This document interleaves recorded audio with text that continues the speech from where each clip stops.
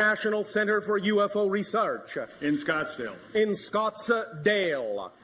And we were dialoguing with him about Space Center down. And Darryl was saying at that time that he thought it should be someplace else. We're feeling that to be in Sedona. It's a very sacred land in Sedona. With a lot of, with some large crystals that are available to go on the Space Center. Is that representative of your passion? Yes, it is. What's stopping you? What is stopping it? Yes, that was the question. What is stopping it? If that is representative of your passion to create that kind of a center in the area called Sedona, is there anything that is stopping you from taking action in that direction? The answer to do it. Repeat. Finance. Yes. So there is that abundance question again. Yes. What is your definition of abundance? Is it only that finance represents abundance? Our definition of abundance is the ability to do what you need to do when you need to do it.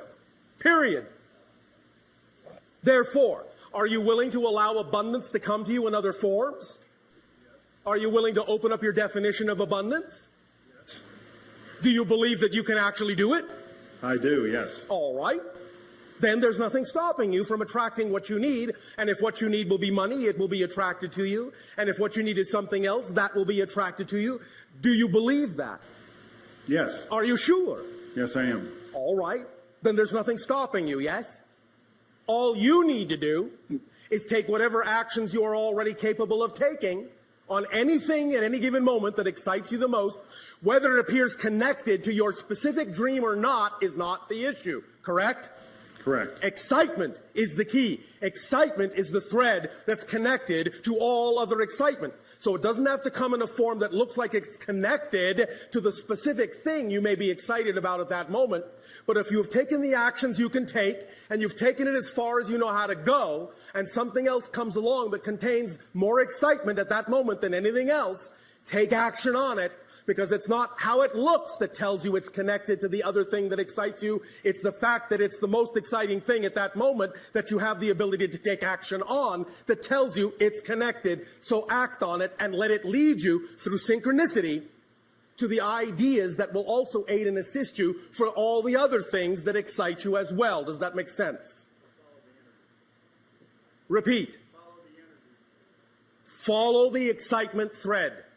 All you all have to do at any given moment is look at all the options available to you and choose the one that's the most exciting out of all of those options. It may seem to have nothing at all to do with what excited you a moment ago, but if you can take that no further, what else are you going to do but act on something else you're capable of acting on that contains the highest excitement out of all the choices available to you at that moment?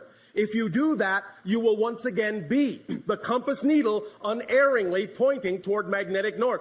I know it may look like you're going like this and like this and like this and like this sometimes, but that's just because you're paying attention to the surface appearance, which doesn't matter. It's the underlying state of being. It's the vibration, the excitement, the joy, the passion that matters. So if you follow that, even if the physical path goes like this, by following the excitement, you're actually taking the path of least resistance and the shortest possible route. Does that make sense? It does, yes. Does that make sense? Yes. Okay, thank you. Thank you. Oh, don't go in front of the camera. This way.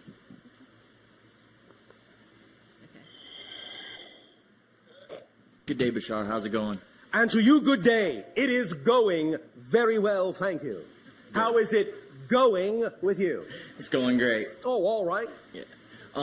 I just really want to know what your thoughts are on binaural beats and technology, involved with audio for meditation. Yes, sir. And what are your thoughts on that for the future? Our understanding is always what is created between the two. The idea of the third reality created between two other things that you may be perceiving on one level, always look for the third reality that is created by the two. That's where the true power, the true balance, the true effect lies in the other two. Does that make sense? Kinda. I don't know if I really. Is there follow. some other specific way you wish to discuss this concept? No, I'm really not sure if that's a good way of going about it. If to what is a good way? Meditating with binaural beats. If it's better to just do it without any audio and just try to. You are talking about permission slips again. Right. Remember, permission slips is simply the idea of any tool, any technique, any ritual you deem works best for you because you're attracted to it for the reason that it is specifically aligned with your internal belief systems, and that's why you're attracted to it, in order to give yourself permission to be more of who you are. So it doesn't matter what the technique, tool, or ritual is, as long as you feel, you believe it's the one that attracts you the most and feels like it's the one that works best for you. That's your permission slip. Right. Does that make sense? Totally. So approach it however you wish. If you're always choosing the one that you feel at that moment is the most attractive, it will be the correct one for you to do at that moment. Make sense? Yes. Does that help? A lot. Thank you. Thank you.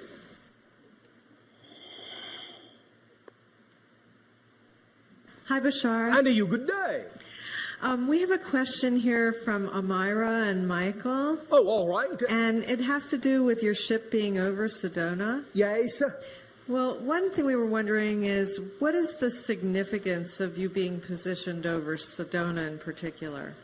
You all already know that it is a very strong gateway, an energy vortex that taps into a multitude of dimensions. Yes?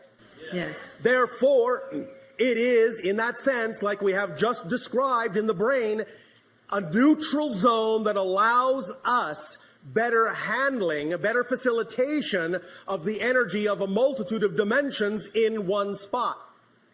Make sense? Yeah. It's like having your hand squarely on the main control switch to regulate the energy in a very easy way. Whereas if we were off center from that, we would have to contend with a multitude of frequencies, a multitude of vibrations that were not correlated, that were not harmonized. But by dealing with the vortex, the center itself, then they are all within that neutral zone at the very center, all harmonized and easy to process, easy to transform from one to another, easy to redefine. Make sense? Yeah. Easy to recalibrate.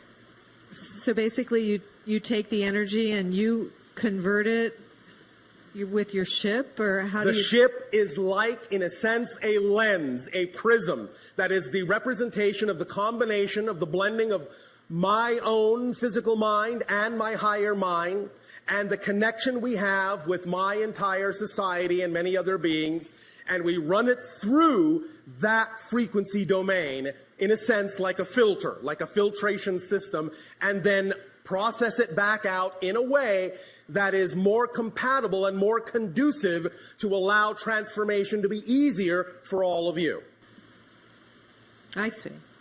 Thank you. So, if I could just go on a little bit more about this. All right, When- just a little bit more. Okay. So when the decision was made to move from Cairo to here, Yes. what precipitated that? What brought that about? Shifts in the collective consciousness. So were you surprised? I mean, did somebody give you orders to do it, or was it? Well, in a sense, but that simply happens automatically within our telepathic link. It's not like there is a sergeant major that comes along and says, "Soldier, move here. Here are your marching orders." It simply happens within a collective recognition and an understanding of how we simply automatically and intuitively need to rebalance and reposition ourselves to match the new frequency. It's more of a dance I see. And than something quite so military. so are there others positioned around the planet of the Sasani society? Because I know at one point there was. You talked to us about where There others are others of my society positioned around your planet. There are many from many different societies positioned at different points around your planet, forming, in a sense, a grid. Okay, and I bet one day you'll tell us where they are, huh? I bet one day I will. Thank you, Bashar. You're welcome. Hello, Bashar. And to you, good day. You always answer all my concerns in your monologue, and I get to the point where I'm speechless. Well, thank you for your synchronicity. You know, remember that in our natural state, on our natural planet, because we're all telepathic, we are all naturally speechless. Many of you don't stop to realize that because we're all telepathic, our planet is very quiet. Lovely. Yes, we think so. Yes. And since I last sat here with you, Yes. physically, myself, Yes. my husband's and my world has kind of tumbled down and crumbled. Oh, all congratulations. all New except- beginnings require Yes. old endings. Yes, exactly. And I want to thank you personally, you and Nexus, for being here close by. We are happy to serve, Nexus and I. Thank you so much.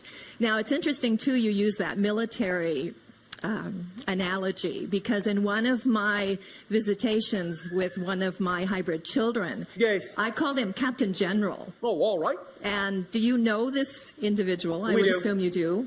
And who, can you shed more light on this for me? Click. So is it you? No. And who is it then? How do you wish us to define the idea that it is one of your children, which you already know? Well, it is more comforting to me being an earth person and not being a physical earth mother. I don't have earth children Yes. myself. In what way do you need a representation of this hybrid child to allow you better relationship with him?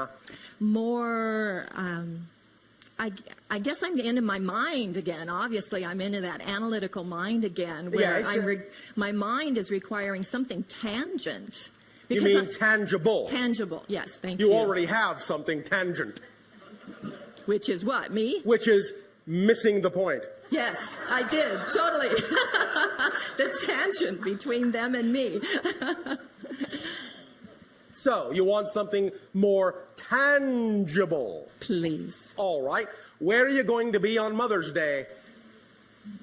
On Mother's Day next year, Yes. Well, if you want to say Mother's Day 5 years from now, that's all right too. But yes, Mother's Day next year will do.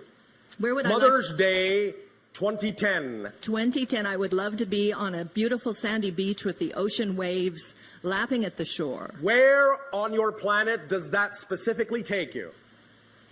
Well, I immediately think of Riviera Maya, which is south of Cancun. And that is where you would prefer to be of all the places on your planet that are represented by that kind of an environment? That is representative of your highest passion to be there?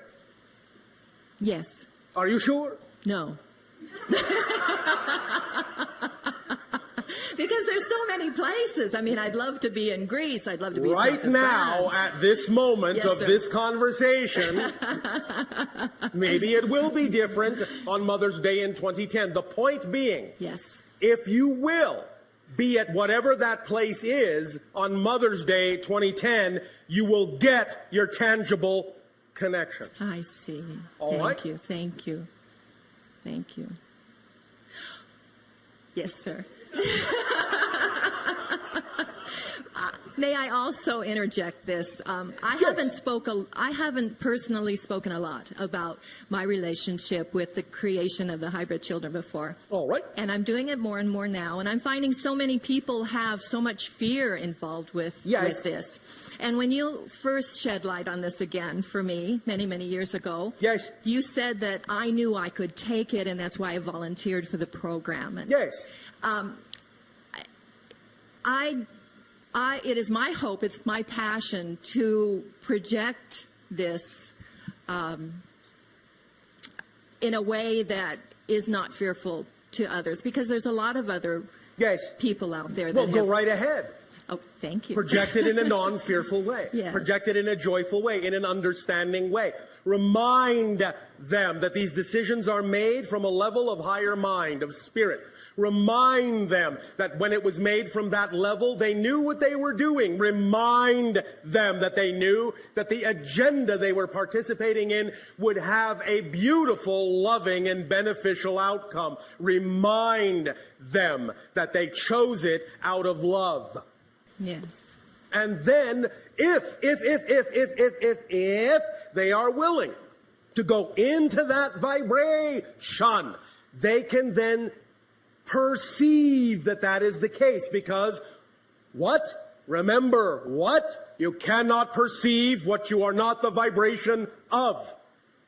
So if they wish to perceive the idea of the positive side of the agenda instead of the fearful idea or the fearful definition, they must first come from a positive vibration, or they will be unable to perceive that side of it. Do you understand? I do. Does that help you? It does. It does. Oh, all right. And I just want to send my love to you and all of the children. And Already received and already returned. great. Thank you. Thank you so much. Bashar, Yes, one sir. of our listeners wanted to know how people were chosen to be part of the hybridization program. Certain traits in genetic family lines. So can you share any of that with us, like specifically what Yes. they were looking for? The idea would be that those genetic traits that existed in certain family lines that would enhance, that would naturally, evolutionarily enhance health, telepathy, mental cognition, those kinds of things. You understand? Yes.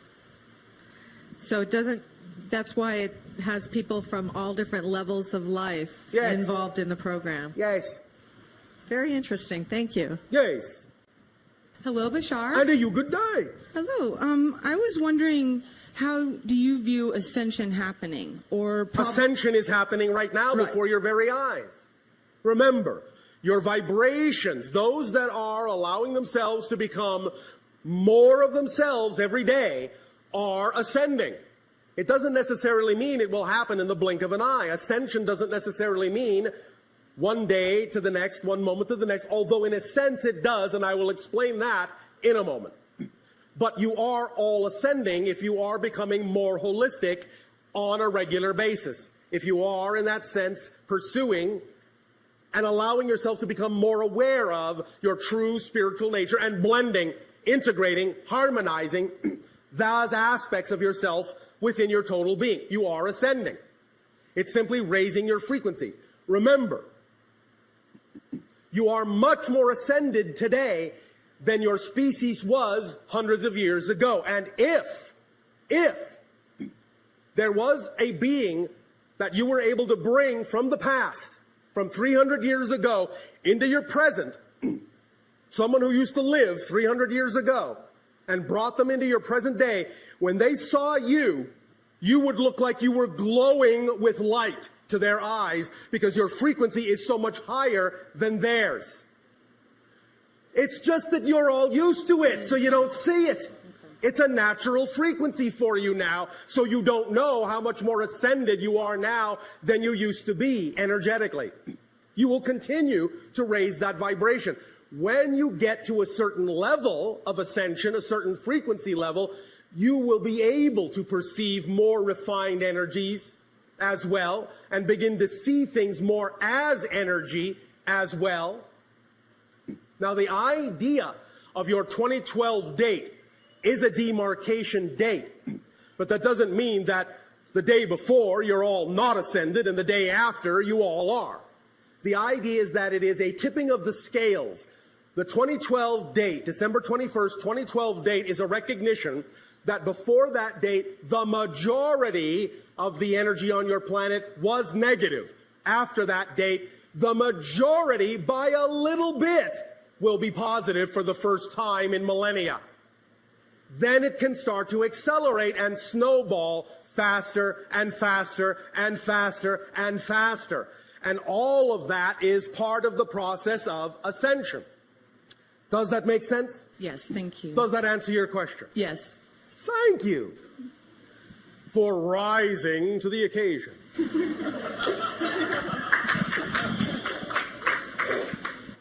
Hello, Bashar. And to you, good day.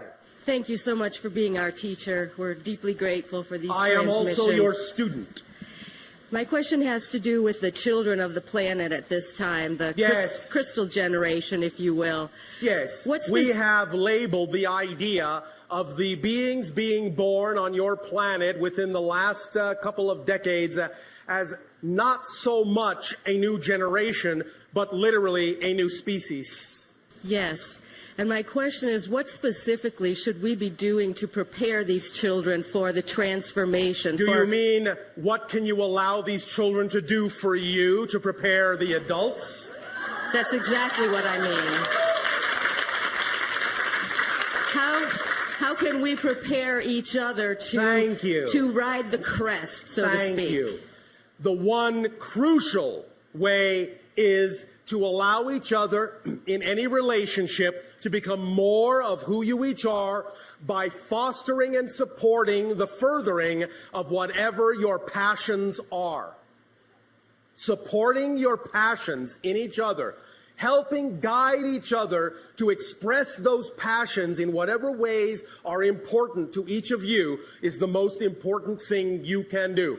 Not pushing anyone into a rigid box, into a rigid framework, into a rigid pattern, into a rigid process, but expanding the idea that there may be a multitude of ways to do a thing and allowing the passion of each that is unique to be a new way to arrive at the doing of a thing so that everyone will be enriched by seeing and experiencing that unique way of doing that thing.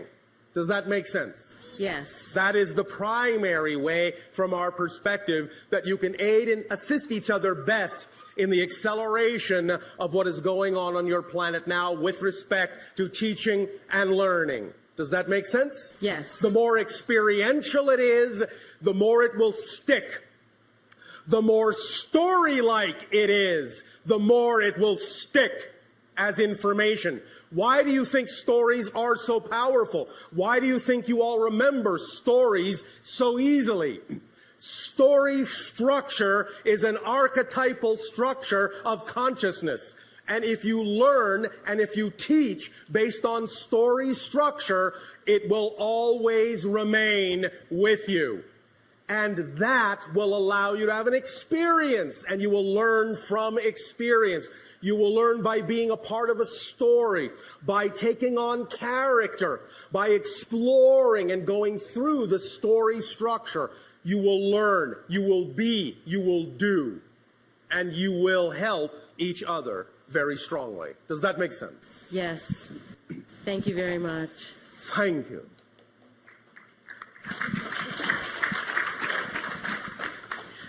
Bashar, along those lines, another question came in about the idea of, could you share with us maybe a story from your society about a child and how you taught that child in your society? Thank you. We will. Because of the nature of what we do in terms of interacting with societies such as yours, to begin the process of contact between our respective societies, most of the children that I interact with are those that are also interested in doing similar things. So we will talk about one of them. Okay. One moment. We will, for the convenience of you humans, refer to this child as Joe. Safine. Joe Safine. Joe Safine, in your terms, is 11. Joe Safine is practicing the balance of the male and female energies within her being at this time to aid and assist those societies who are experiencing specifically the idea of the blending of the male and female components in their society and exploring polarity in that way. So, to better allow Joe Safine to gain understanding and experience with this blending and balancing of these polarity energies in this specific way, Josephine chose to incarnate as a male and a female being that is literally connected in one energy bubble, one energy aura. They are never more than a few feet apart, ever. Joe and Safine. They work together, they think together, they are, in a sense, one soul in two bodies, sharing an aura, sharing a bubble, sharing an energy field. One day, Joe and Safine, walking through the grasslands of Ethathani, our home world, came upon two animals. These animal consciousnesses are similar to your feline, but not exactly. These two animals also had done the same thing, had chosen to be male and female within one energy field. And as Joe and Safine are walking toward them, and the two feline-esque animals are approaching in the field of grass to each other, they meet. And as they meet, their energy field wraps around all four. And for a time, the animal consciousnesses and Joe and Safine consciousnesses become intermingled, become mixed, become harmonized in the neutral zone. From that moment, then they split, and now the two animal consciousnesses, wherever they travel, Joe and Safine can see through their eyes, and Joe and Safine can give the animals an understanding of what it is like to interact with other kinds of beings on other planes and other levels of existence. They are then, in a sense, their familiar. They are, in a sense, then their totem. They are, in a sense, then their helpmate.